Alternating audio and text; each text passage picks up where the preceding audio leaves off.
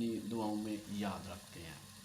تو خدا ان کا شکر ہو آپ سب کی آوازوں کے لیے، جو آپ لوگوں نے گیت گائے جو میرے لیے باعث برکت تھے، اور خدا ان کا تخت آپ نے لگا دیا، اب اس تخت پر میں اس کی تعمیر کروں گا۔ آئیے آج ہم یہ سیکھنے جا رہے ہیں کہ 1,44,000 برگزیدہ لوگ کون ہیں۔ اگرچہ اس کے متعلق مختلف لوگوں کی رائے پائی جاتی ہے، اگرچہ لوگ یہ سوچتے ہیں کہ شاید یہ 1,44,000 اسرائیل میں سے ہیں یا کون ہیں۔ بائبل مقدس اس کے بارے میں کیا کہتی ہے، آج ہم اسی کو سیکھنے جا رہے ہیں کہ ہم یقیناً اس بات کو سیکھیں گے کہ یہ 1,44,000 لوگ کون ہیں۔ تو آئیں بائبل مقدس میں سے مکاشوہ اس کا 7 باب اور اس کی پہلی آیت پڑھیں گے۔ آج میں پہلی آیت سے 7ویں آیت تک آپ سے ہم کلام ہوں گا۔ یہاں پر لکھا ہے، اس کے بعد میں نے زمین کے چاروں کونوں پر 4 فرشتے کھڑے دیکھے۔ وہ زمین کی چاروں ہواؤں کو تھامے ہوئے تھے تاکہ زمین یا سمندر یا کسی درخت پر ہوا نہ چلے۔ یہاں پر آپ تھوڑا سا اس بات کو دیکھیں کہ یہاں پر لکھا ہے کہ 4 فرشتے کھڑے تھے، اور آپ کو پتہ ہے کہ ہم پہلے پڑھ چکے ہیں گھوڑوں کے بارے میں، 4 گھوڑے، ان کو 4 جاندار جو ہے نا وہ ان کی آواز بنتے ہیں۔ یہاں پر 4 فرشتوں کا ذکر کیا گیا ہے، اور بائبل مقدس میں یا مکاشفہ میں جو باتیں پائی جاتی ہیں وہ ہمیشہ علامتی طور پر بھی بیان کی جاتی ہیں۔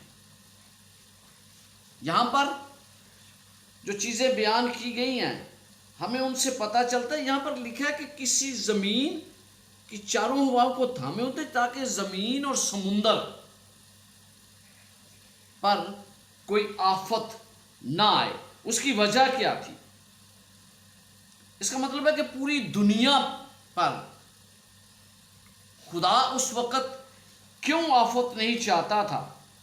ہم 10 باب میں پڑھتے ہیں کہ ایک اور فرشتہ بڑی آواز کے ساتھ، اور پھر ہم 14ویں باب میں بھی فرشتوں کے بارے میں پڑھتے ہیں، اور پھر ہم دیکھتے ہیں کہ کیوں خداوند اس دنیا کو بچانا چاہتا ہے۔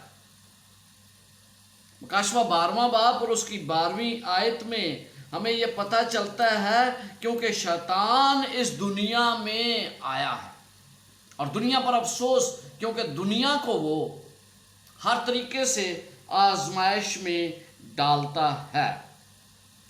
اس کی وجہ سے جو آسمان اور زمین کا خالق اور مالک ہے وہ اپنے لوگوں کو بچانا چاہتا ہے، اور ہم یہاں پر دیکھتے ہیں کہ اس نے ہواؤں کو تھامے ہوا ہے۔ یہ ہوائیں کیا ہیں؟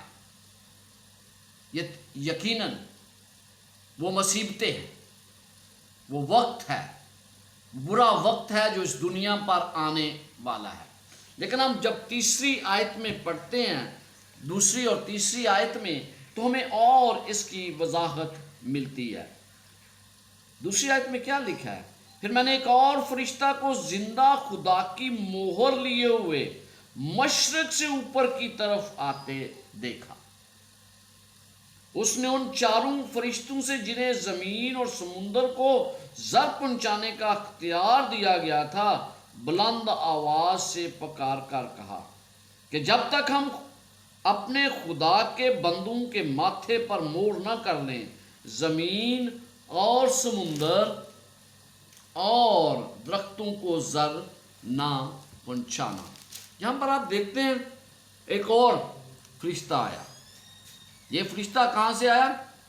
مشرق کی طرف سے۔ مشرق جہاں سے سورج طلوع ہوتا ہے، یہ فرشتہ وہاں سے آیا۔ اور یہ فرشتہ کون ہے جس نے آ کر انہیں کہا کہ بھائی جب تک میں مہر نہ کر لوں इन चारों हवाओं को थामे रहो। ऐसा मुझे महसूस होता है जैसे ये फरिश्ता उन फरिश्तों का कमांडर है। कमांडर कौन है फरिश्तों का? यीशु मसीह है। ये वो फरिश्ता है जिसके पास ज्यादा इख्तियारात है। और फिर इसके अलावा हम 12वां बाब और उसकी 7 आयत भी देखेंगे। यहां पर क्या लिखा है कि ये कौन है? 12 बाब, मुकाशवा 12वां बाब और उसकी 7वीं आयत। यहां पर लिखा है, फिर आसमान पर लड़ाई हुई, मिकाईल और उसके फरिश्ते अजदहा से लड़ने को निकले और अजदहा और उसके फरिश्ते उनसे लड़े। जहां पर आपको मिकाईल का जिक्र मिलता है, ये मिकाईल कौन है? मिकाईल खुदावंद यीशु मसीह है, कमांडर ऑफ द एंजल, फरिश्तों का कमांडर। आपको पता चलता है यशवा पहले बाब में जब यशवा खड़ा था तो एक आदमी उसको नजर आया और उसने पूछा कि तू कौन है? तो उसका जवाब क्या था कि मैं खुदा की फौज का सिपा सालार, कमांडर हूं। तो यशवा ने उसको गिरकर सजदा किया। तो यहां पर जब आप कमांडर की बात करते हैं तो हमें पता चलता है कि यहां पर वो खुदा का फरिश्ता जिसका यहां पर जिक्र किया गया और वो कहता है कि थोड़ी देर और रुक जाओ। क्यों रुक जाओ? क्या लिखा है क्यों रुक जाओ? ताकि खुदा के बंदों पर मोहर लगा दी जाए। खुदा उन लोगों पर मोहर लगाना चाहता है जो उसके अपने लोग हैं, क्योंकि वो उनको बचाने की हर तरह से रहनुमाई करता है। इसका हमें यह पता चलता है, पहली बात तो मुझे यहां से यह पता चलता है कि खुदा हुक्मरान है। दुनिया में कुछ भी हो, खुदा हुक्मरान है और खुदा के पास हर तरह का अख्तियार है। दूसरी बात, खुदावंद इस बात को यकीनी करना चाहता है, यकीन दहानी चाहता है कि उसका हर शख्स निजात पाए। क्यों वो रोक रहा है? किस वजह से रोक रहा है? वो इसलिए कि वो चाहता है कि हर शख्स निजात पाए जो उसकी तरफ है, जो उसका मानने वाला है। शायद वो चाहता है कल देर हो जाए, थोड़े दिन और देर हो जाए, लेकिन खुदा के लोग बच जाए। ये गोल है खुदा का, और इसलिए वो कहता है कि इन हवाओं को रोक ले जब तक हम खुदा के बंदों पर मोहर ना लगा लें। अब मोहर क्या होती है? खुदा किन पर मोहर लगाना चाहता है? जो उसके अपने हैं। आपको बार बार बाइबल मुकद्दस में पता चलता है कि ये वो लोग हैं जो जिन्हें खुदावंद अपना गर्दानता है। और फिर आप देखते हैं मुख्तलिफ हवाला जात हैं जो अगर आपने पढ़ना चाहते हैं तो आप पढ़ सकते हैं। आपको पता चलता है कि दूसरा क्रंथियों पहला बाब 21 और 22 आयत में मोहर का जिक्र किया गया है और यहाँ पर बताया गया है कि जो उसके लोग हैं उन पर खुदा मोहर करता है। और फिर दूसरा तिमुथियुस 2 बाब और उसकी 19 आयत में खुदा कहता है कि खुदा अपने लोगों को जानता है। वो जानता है कि उसके लोग कौन हैं, लिहाजा उसके लिए मोहर करना कोई मुश्किल नहीं है। 1,44,000 पर मोहर क्यों की गई, आज हम उसके बारे सीखने जा रहे हैं। क्यों सिर्फ 1,44,000 पर? क्या सिर्फ यही वो लोग हैं जो खुदा को मानते हैं या दूसरे लोग भी हैं? और जब हम अगली आयत देखते हैं तो हमें पता चलता है कि इसके अलावा भी लोग हैं।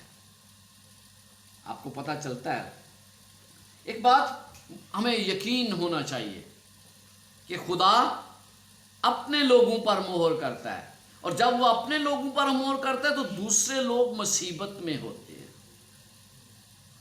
और मुकाशवा 13वें बाब में आप क्या देखते हैं? वहां पर आप देखते हैं कि शैतान अपने लोगों पर मोहर करता है, और जब शैतान अपने लोगों पर मोहर करता है खुदा के लोग मुसीबत में आ जाते हैं।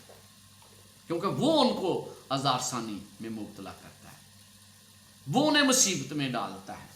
تو اس لیے یہاں پر ہمیں اس بات کو بڑی اچھی طرح جاننا ہے کہ جب حوان کے بارے میں ہم مکاشفہ 13ویں باب میں پڑھتے ہیں تو ہمیں پتہ چلتا ہے کہ اس وقت لوگوں کو ستایا گیا، خدا کے لوگوں کو ستایا گیا، اور یہاں پر ہم دیکھتے ہیں کہ خدا اپنے لوگوں پر مہر کرتا ہے۔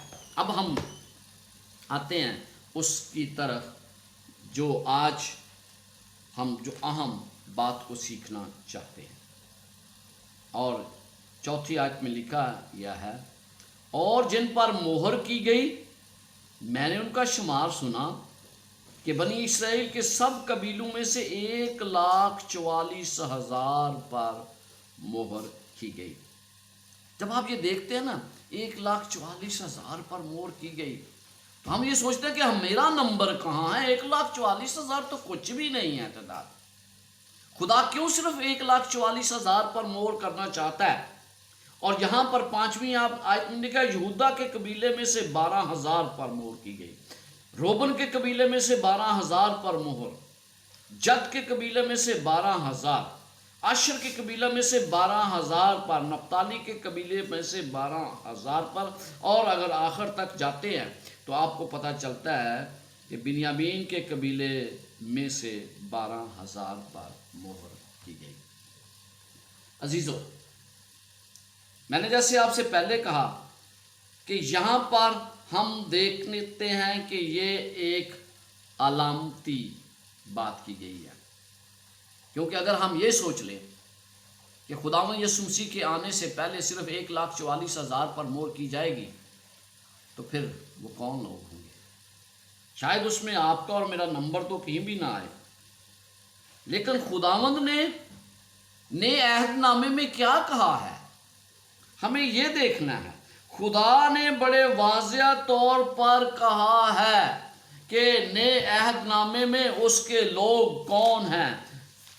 آئیے یعقوب پہلا باب اور اس کی پہلی آیت دیکھتے ہیں۔ یہاں پر لکھا ہے خدا کے اور خداوند یسوع مسیح کے بندہ یعقوب کی طرف سے ان 12 قبیلوں کو جو جا بجا رہتے ہیں سلام پہنچے۔ یعقوب یہ خط کن کو لکھ رہا تھا؟ وہ 12 قبیلوں کو نہیں لکھ رہا تھا۔ یہ یعقوب کا خط، اس کو کہتے ہیں جنرل اپیسل، یعنی یہ تمام لوگوں کے لیے تھا۔ اگر وہ تمام لوگوں کے لیے لکھ رہا تھا تو وہ 12 قبیلوں کا کیوں ذکر کرتا ہے؟ کہتا ہے 12 قبیلوں کے نام۔ اور آج ہم یہ دیکھیں کہ 12 قبیلوں کی حقیقت کیا ہے۔ خداوند نئے عہد نامے میں تمام مسیح کے جو ماننے والے ہیں انہیں کیا کہتا ہے؟ انہیں وہ کہتا ہے کہ یہ حقیقی اسرائیل ہیں۔ غلاطیوں 6 باب اور اس کی 16ویں آیت، اگر کوئی نکال لیتا ہے تو وہ پڑھ سکتا ہے۔ 6 باب اور اس کی 16ویں آیت میں یوں لکھا ہے، اور جتنے اس قاعدے پر چلتے ہیں،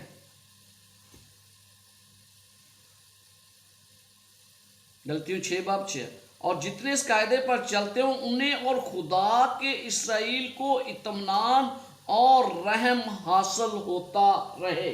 اس کے علاوہ غلطیوں 3 باب اور اس کی 29 آیت میں ہم دیکھتے ہیں، 3 باب اور اس کی 29 آیت،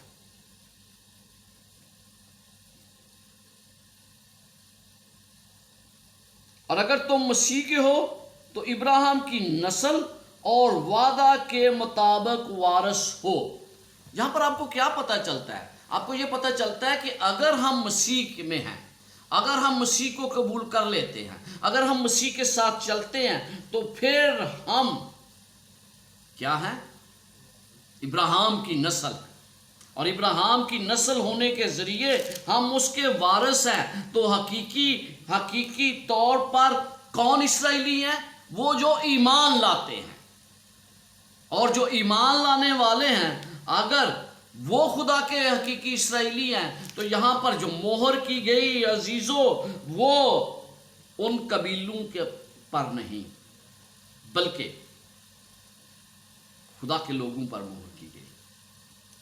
आइए रोमियो 9 बाब और उसकी 6 से 8 आयत पढ़ते हैं। आपको मज़ीद वाज़ा करना चाहता हूँ कि इसराइली हकीकी कौन हैं, कौन ये हकीकी इसराइली हैं और उनका तल्लक क्या है।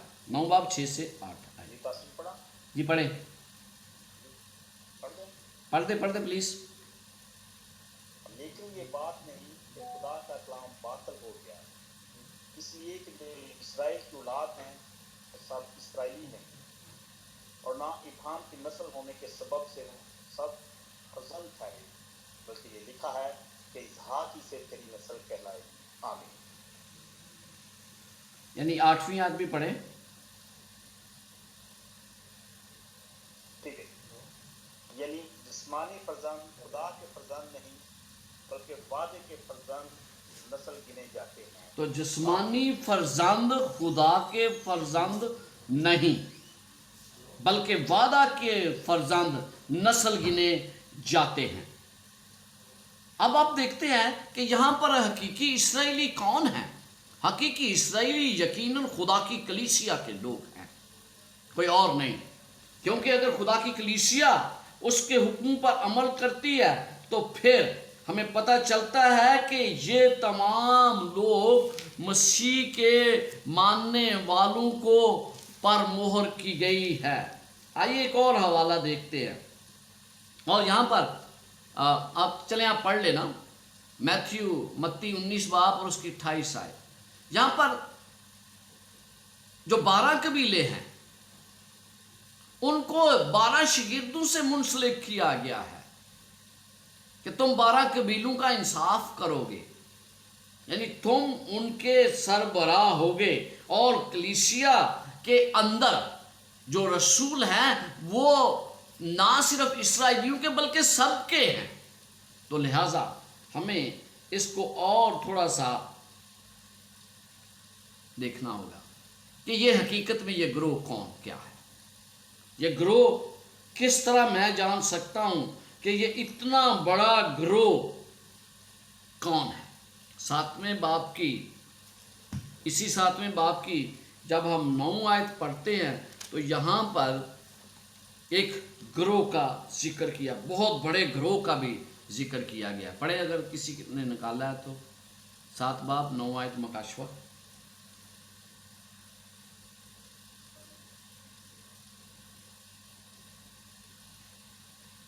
ओके, मैं ही बातों के बाद जो मैंने निगाह की तो क्या देखता हूँ कि हर एक कौम और कबीला और उम्मत और अहले ज़ुबान की एक ऐसी बड़ी भीड़ जिसे कोई शुमार नहीं कर सकता, सफ़ेद जामे पहने और खजूर की डालियाँ अपने हाथों में लिए हुए थे और बर्रे के आगे खड़ी हैं।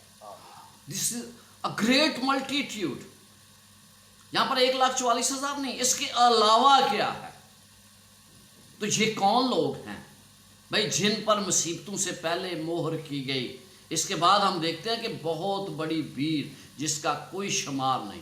इसका मतलब है 1,44,000 में शायद आपका नंबर ना आए या मेरा नंबर ना आए, लेकिन इसके बाद जो उसने भीड़ देखी उससे हमें उम्मीद पैदा होती है। अब काशवा को थोड़ा समझने की कोशिश करें तो आपको पता चलता है पहले सिर्फ 24 बुजुर्गों का जिक्र किया गया, फिर 1,44,000 का, और उसके बाद एक ऐसी भीड़ का जिक्र किया गया है जिसका शुमार नामुमकिन है।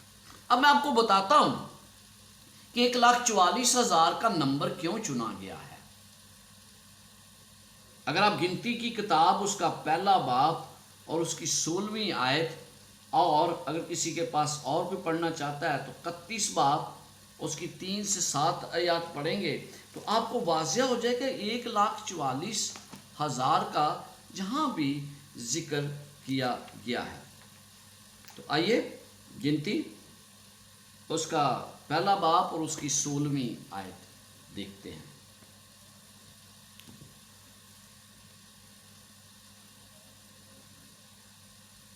जहां पर लिखा है, यही अशखास जो अपने 22 कबीलों के रईस और बने इसराइल में हजारों के सरदार थे जमात में से बुलाए गए। यहां पर 12 नाम दिए गए हैं और یہ نام جو ہیں یہ شاید اس نام سے تھوڑے فرق ہیں جو وہاں پر 12 نام قبیلوں کے نام دیے گئے ہیں.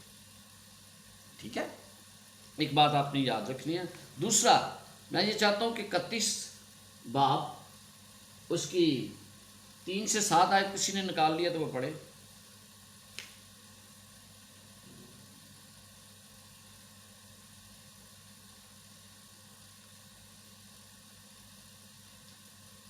تب موسیٰ نے لوگوں سے کہا اپنے میں سے جنگ کے لیے آدمیوں کو مسلح کرو تاکہ وہ مدیانیوں پر حملہ کریں اور مدیانیوں سے خداوند کا انتقام لیں، اور اسرائیل کے سب قبیلوں میں سے فی قبیلہ 1000 آدمی لے کر جنگ کے لیے بھیجنا.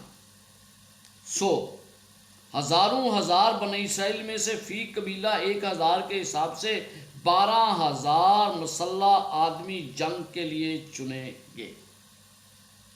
یوں موسیٰ نے ہر قبیلہ سے 1000 آدمیوں کو جنگ کے لیے بھیجا اور الیعزر کہن کے بیٹے فنحاس کو بھی جنگ پر روانہ کیا اور مقدس کے ضروب اور بلند آواز کے ساتھ، اور جیسا خداوند نے موسیٰ کو حکم دیا تھا اس کے مطابق انہوں نے مدیانیوں سے جنگ کی اور سب مردوں کو قتل کیا. یہاں پر آپ دیکھتے ہیں کہ ہر قبیلے میں سے کتنے چنے گئے؟ 1000. اور یہ 1000 کا یونٹ ہوتا تھا ان کے اندر، 1000 کا یونٹ ہوتا تھا.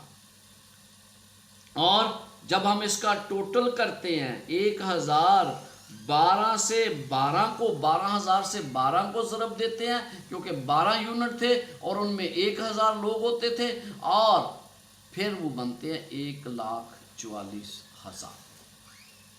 12 12 144. یہاں پر آپ کو پتہ چلتا ہے کہ یہ آرمی تھی. یہاں پر آپ کو گنتی میں پتہ چلتا ہے کہ یہ ایک آرمی تھی، اور یہ آرمی کس لیے تھی؟ جو خدا کے لیے لڑنے کے لیے.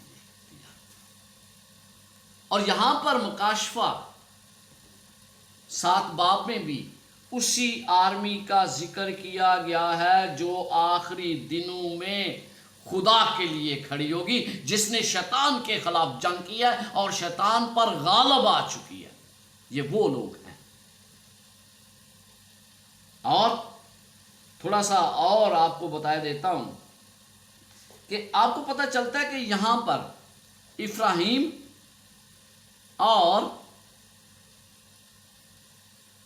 دان کا قبیلے کا ذکر نہیں کیا گیا. کیوں نہیں کیا گیا ان کا ذکر؟ باقیوں کا کیوں ذکر کیا گیا ہے؟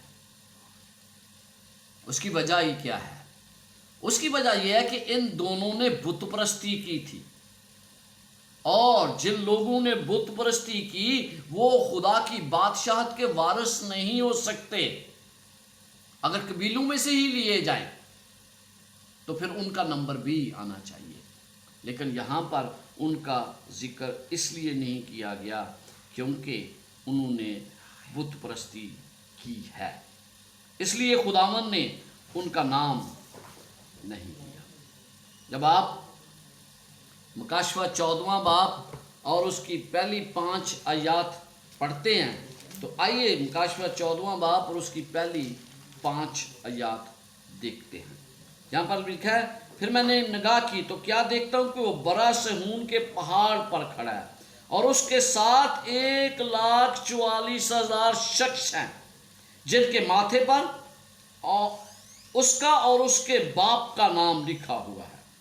اور مجھے آسمان پر سے ایک ایسی آواز سنائی دی جو زور کے پانی سی اور بڑی گرج کی سی آواز تھی، اور جو آواز میں نے سنی وہ ایسی تھی جیسے بربط نواز بربط بجاتے ہیں. وہ تخت کے سامنے اور چاروں جانداروں اور بزرگوں کے آگے گویا ایک نیا گیت گا رہے تھے، اور ان 1,44,000 شخصوں کے سوا جو دنیا میں سے خرید لیے گئے تھے کوئی اس گیت کو نہ گا سکا. یہ وہ ہیں جو عورتوں کے ساتھ آلودہ نہیں ہوئے. کیا یہاں پر آپ کو کیا پتہ چلتا ہے؟ صہیون پر کھڑا ہے. کیا खुदा के वो लोग जो आज कलीसिया में हैं वो नहीं बचाए जाएंगे अगर मैं ये मान लूँ थोड़ी देर के लिए कि हर कबीले में से 12,000 लिए गए हैं। अलामती नंबर है, और अलामती नंबर का मतलब यह है कि इसराइल नहीं बल्कि खुदा की कलीसिया के लोगों को लिया गया। ये औरतों के साथ आलूदा नहीं बल्कि कंवारे हैं। इसका क्या मतलब है? औरत से मुराद कलीसिया है और वो गलत तलीमात की तरफ नहीं है। वो तलीमात मानते हैं जो खुदा की बाइबल में लिखी है, ना कि किसी कलीसिया के पीछे उसकी तलीमात को मानते हैं।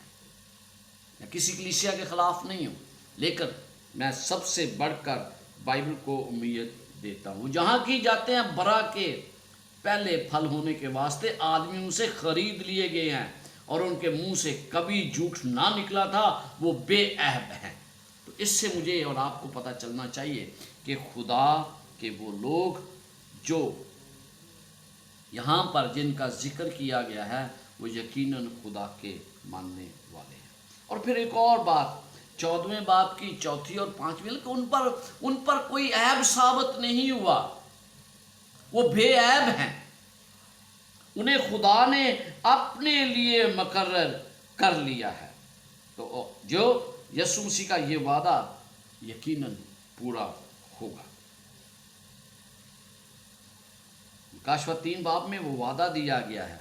आइए मुकाशवा 3 बाब और उसकी 21 आयत पढ़ते हैं, जहाँ पर वो वादा दिया गया है।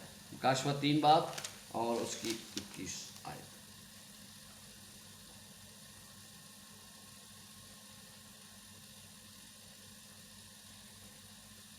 यहाँ पर लिखा, जो गालिब आए मैं उसे अपने साथ अपने तख्त पर बैठाऊंगा, जिस तरह मैं गालिब आकर अपने बाप के साथ उसके तख्त पर बैठ गया। ये गालिब आने वाले वो लोग हैं जिनका शुमार 1,44,000 नहीं बल्कि बेशुमार है। तो अजीज़ों, मेरा ईमान और यकीन है कि 1,44,000 में ये कलीसिया के वो लोग हैं, ना कि इसराइली हैं। और हकीकी इसराइली वो नहीं जो नस्ल के एतबार से है या खून के एतबार से है, बल्कि हकीकी इसराइली वो हैं जो खुदा के लोग हैं और खुदा को मानते हैं और जहाँ कहीं बरा जाता है उसके साथ साथ चलते हैं। God bless you all. आमीन।